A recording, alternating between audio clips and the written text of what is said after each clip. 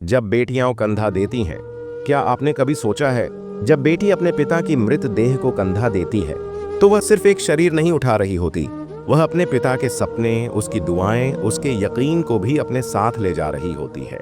ये कहानी है 3 बेटियों की, जिन्होंने अपने पिता के जाने पर केवल आंसू नहीं बहाए, बल्कि उनके छोड़े हुए सपनों को सीने से लगाकर दुनिया को बता दिया कि बेटी केवल विदा होने के लिए नहीं होती, वह वारिस होती है, रक्षक होती है, और अगर जरूरत पड़ी तो वह कंधा भी बन सकती है।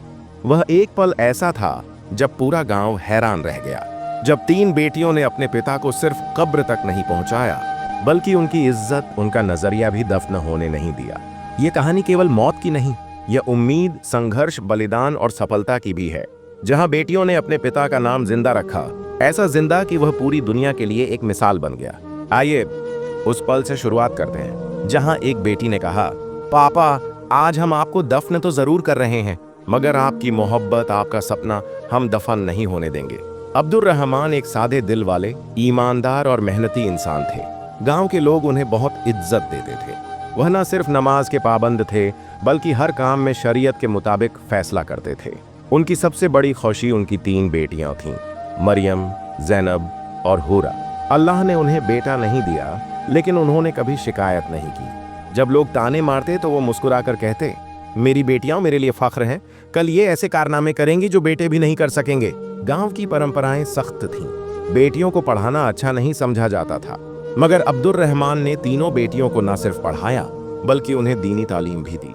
वह हमेशा कहते, बेटी सिर्फ विदा करने के लिए नहीं होती, बेटी एक रोशनी है जो बाप के बाद भी चिरागा जलाए रखती है। समय बीतता गया, बेटियां जवान हो गईं।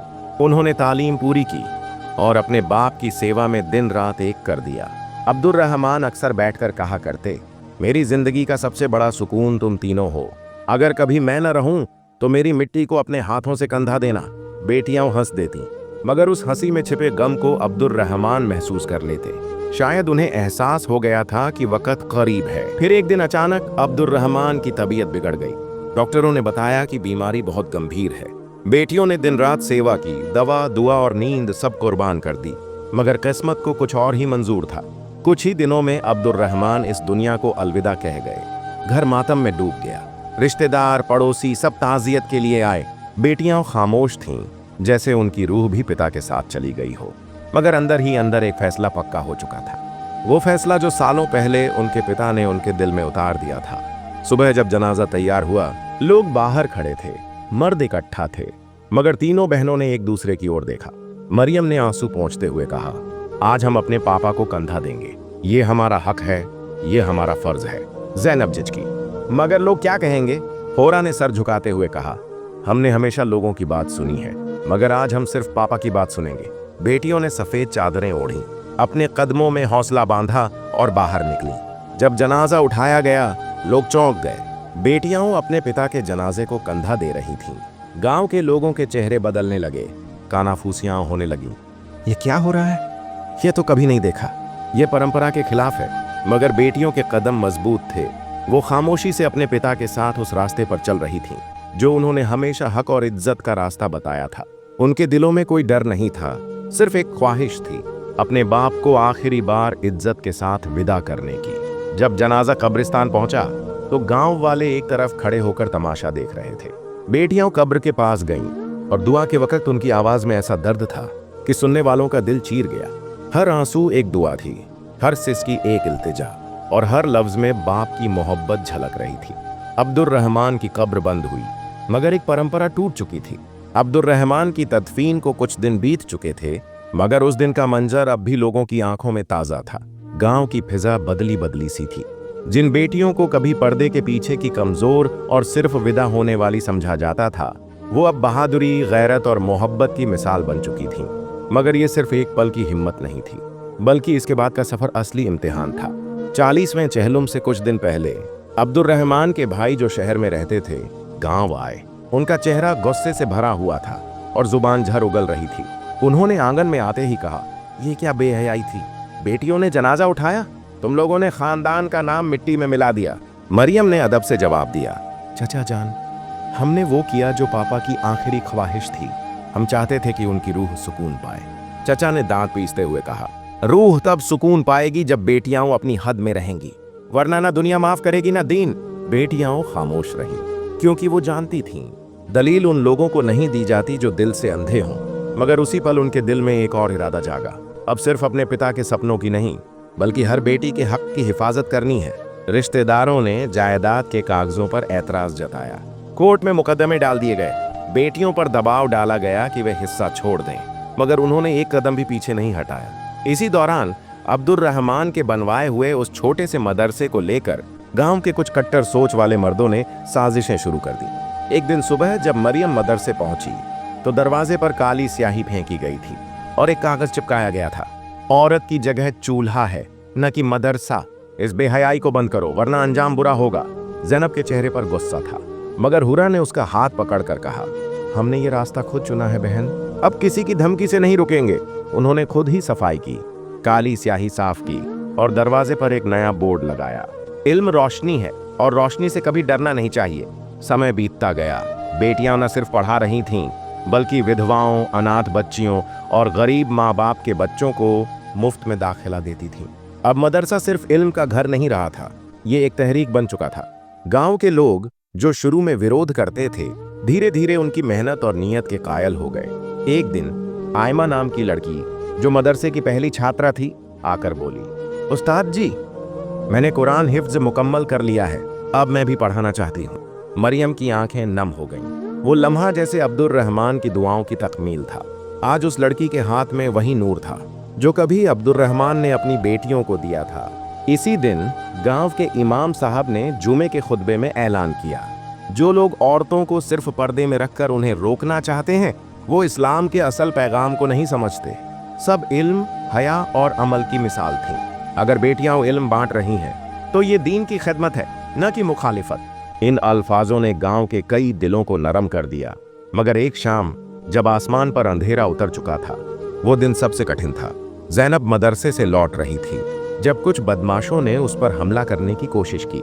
अल्लाह का शुक्र था कि कुछ नौजवान वक्त पर पहुंच गए और ज़ैनब को बचा लिया।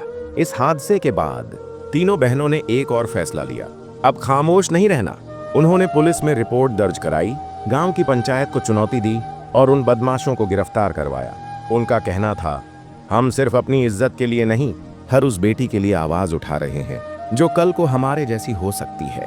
उनकी आवाज अब दबने वाली नहीं थी। गांव से निकलकर तहसील और तहसील से शहर तक पहुंच गई।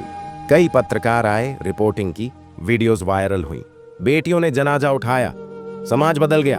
ये सुर्खियां अखबारों में छपने लगी। एक दिन एक बड़े शहर के कॉलेज से उन्हें दावत मिली ताकि वो छात्राओं को लेक्चर दे सके। मरियम स्टेज पर खड़ी हुई, हर चेहरा उसे देख रहा था। उसने कहा, हमने सिर्फ एक जनाजा नहीं उठाया, हमने सदियों पुरानी खामोशी का जनाजा उठाया। हमने अपने बाप की लाश नहीं, उसके ख्वाब को कंधा दिया। तालियां गूंजने लगीं और आंखों में आंसू तैरने लगे। उसी हॉल में एक लड़की खड़ी हुई और पूछा, क्या आपको डर नहीं लगा? मरियम मुस्कुराई और जवाब दिया, डर लगा था, मगर हमें अपने पिता का हाथ अपने कंधों पर महसूस होता था।